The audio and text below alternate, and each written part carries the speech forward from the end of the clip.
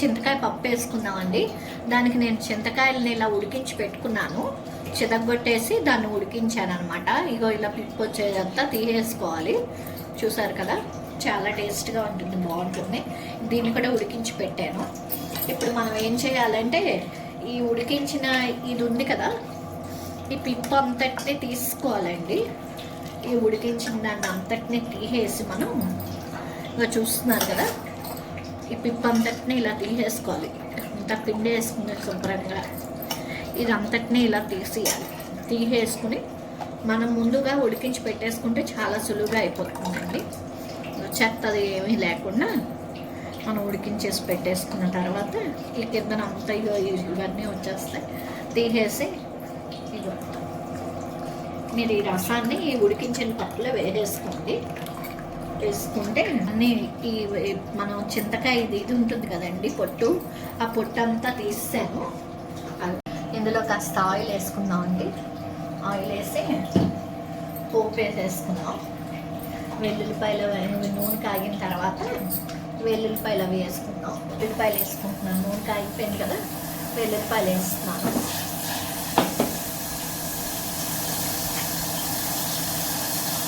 ఆవాలు వేస్తున్నానండి.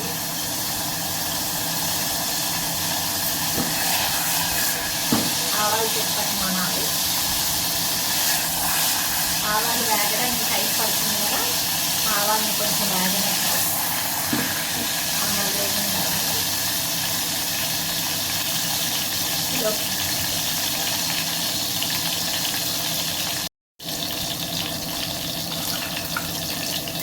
అలాగే ఎండుమిరపకాయలు,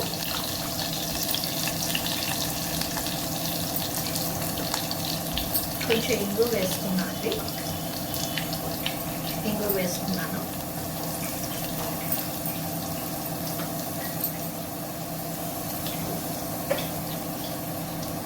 కొంచెం పసుపు వేసుకుందాం.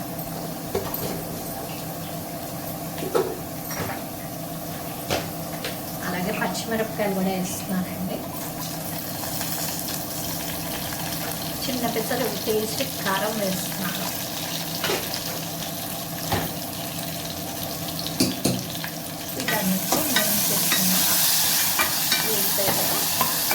ఇప్పుడు మనం ఉడికించి పెట్టుకున్న పప్పు ఉంది కదండి, ఉడికించిన చింతకాయ పులుపు అవన్నీ కలిపేసి పప్పుని తీసుకొని ఇందులో వేసుకుందాం.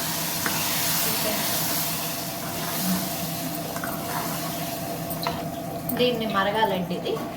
దీన్ని 10 నిమిషాలు మరగనిద్దాం. ఈ పప్పుని మరిగితే సరిపోతుంది. ఉప్పు వేసుకున్నాను. సరిపడా ఉప్పు వేసేస్తున్నానండి.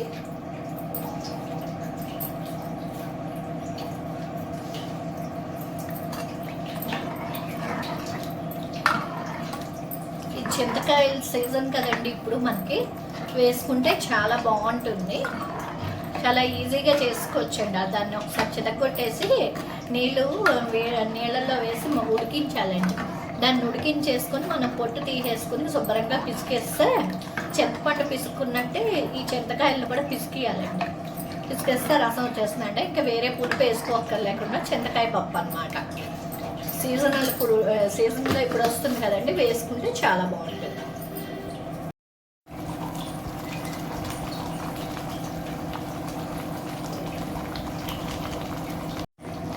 ఇంకా చూసారు కదా, బాగా మరిగిపోతున్నది. ఇది ఎంత మరిగితే అంత టేస్ట్ వస్తుందండి. ఆ చింతకాయది బాగా మరుగుతున్నది అంటే చింతకాయ పప్పు రెడీ అయిపోయింది. మనకి వింటర్ సీజన్లో వేడివేడిగా మనం ఈ పప్పు వేసుకుని తింటే చాలా బాగుంటుంది. ఇది పెసరపప్పు అయితే చాలా టేస్టీగా ఉంటుందండి. ఒకవేళ పెసరపప్పు పడని వాళ్ళు ఎవరైనా ఉంటే కనుక కందిపప్పు కూడా వేసుకోవచ్చు, అది కూడా బాగానే ఉంటుంది. అంటే కొన్ని చూసారా,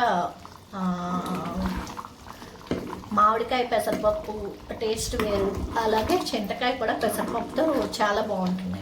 కందిపప్పుతో కూడా బాగుంటుంది, కానీ ఏంటంటే ఇది కూడా పెసరపప్పుతో ఇంకా టేస్ట్గా ఉంటుంది. అయిపోయిందండి.